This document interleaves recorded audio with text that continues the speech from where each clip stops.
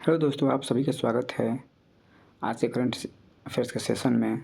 और आज 13 फरवरी है, तो आइए देखते हैं कि नेशनल एवं इंटरनेशनल करंट अफेयर्स में क्या क्या चीज़ें हैं। पहला, भारत और फ्रांस के बीच में साझेदारी बढ़ाने पर और ऊर्जा क्षेत्र में सहयोग पर समझौता हुआ है। कुल 10 समझौते हुए हैं। तो देखते हैं। प्रमुख है जो फ्रांस ने स्मॉल मॉडुलर रिएक्टर जो परमाणु ऊर्जा उत्पादित करती है उसको बनाने में मदद करने की भरोसा दिया है। दूसरा चीज़ है कि आर्टिफिशियल इंटेलिजेंस पे इंडिया और फ्रांस एक रोड मैप बनाने पर सहमत हुए हैं।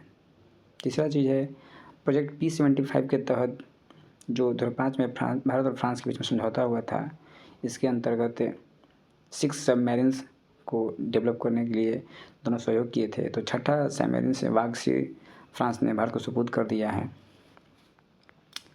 इस तरह से भारत और फ्रांस मध्य पूर्व यूरोपीय कॉरिडोर परियोजना को जारी रखने पर सहमति व्यक्त की है। दरअसल 2023 में जब भारत में G20 का समिट हुआ था, उस समय जब परियोजना चालू करने के लिए किस तरह से भारत और यूरोप को जोड़ा जाए, कॉरिडोर डेवलप किया जाए समुद्री मार्ग और थल मार्ग के माध्यम से, तो इन सब चीज़ों पर बातचीत हुई है। दोनों नेता जो है 2026 में नई दिल्ली में भारत फ्रांस नवाचार वर्ष के उद्घाटन घोषणा किया और मोदी और मैक्रो द्वारा मार्सिली में भारतीय वाणिज्य दूतावास को भी गठन किया गया है।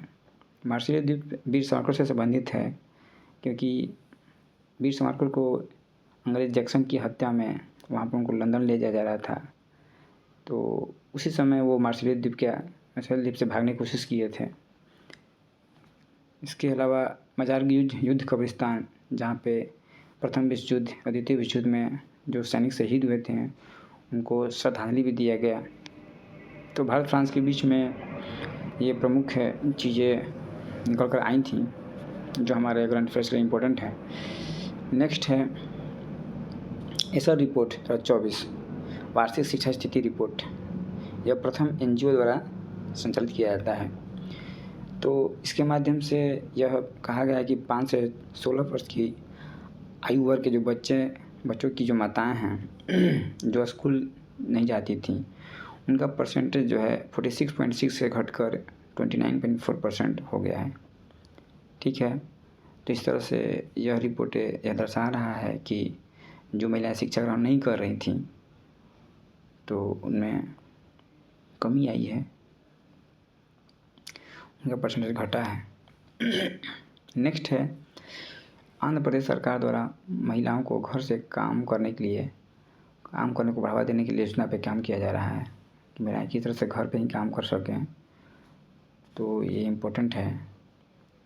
नेक्स्ट है हैदराबाद बर्ड एटलस विकसित कर रहा है। इसके माध्यम से पक्षियों का जो है मानचित्रण डेवलप किया जाएगा। ठीक है, किस तरह से वो किस क्षेत्र विशेष में रह रहे हैं उनका निगरानी किया जाएगा। तो इस तरह से पक्षियों का बर्ड एटलस विकसित किया जाएगा हैदराबाद में। नेक्स्ट है भारत की जो 2 बड़ी कंपनियां हैं ONGC NTPC, उनकी कोलैबोरेशन की कंपनी है ONGPL। इसके द्वारा एक कंपनी है अयाना रिन्यूएबल पावर, इसका शेयर खरीदा जा रहा है और इसका डील हुआ है 2.3 बिलियन में, 19,500 करोड़ रुपये में। तो यह प्रमुख रूप से जो ONGC और NTPC कंपनी है उनका जो कार्बन एमिशन टारगेट है उस लक्ष्य को पूर्ति करने के लिए ये डील हुआ है।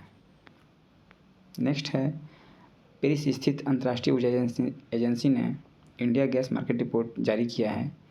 इसमें यह कहा गया है कि भारत में 2030 तक 60% गैस खपत बढ़ने का अनुमान है। तो जिस तरह से भारत डेवलप कर रहा है, एनर्जी का डिमांड बढ़ रहा है, तो ये रिपोर्ट इस पर बल देती है। चर्चा में है 2 चीज़ें, पब्लिक अकाउंट्स कमेटी, लोक लेखा समिति और तुलसी गबार्ड। पब्लिक अकाउंट्स कमेटी ने कहा है कि जो सड़कों पर टोल टैक्स से जो लिया जा रहा है उसमें कुछ रिव्यू करने की आवश्यकता है। तो पब्लिक अकाउंट्स कमेटी इसलिए इसका रिपोर्ट चर्चा में आया है। आप लोग देख लीजिएगा मुख्य कमेटी 22 सदस्यीय होती है, जिसमें 15 लोकसभा से और 7 राज्यसभा से सदस्य होते हैं और इनका टर्म 1 साल का होता है। तुलसी गबार्ड जो है रिपब्लिकन पार्टी के सदस्य हैं। इनको राष्ट्रीय खुफिया एजेंसी है अमेरिका की, उसका निदेशक बनाया गया है। तो तुलसी गबार्ड पहले डेमोक्रेटिक पार्टी की सदस्य थी। उन्होंने वहाँ से त्याग पत्र देकर के रिपब्लिकन पार्टी ज्वाइन किया था। इसलिए चर्चा में आई कि वह यह हिंदू हितों को सपोर्ट करती हैं, हिंदुत्व की बात करती हैं, इसलिए चर्चा में है। तो दोस्तों आज ही इतना ही था करंट अफेयर्स में। थैंक यू दोस्तों।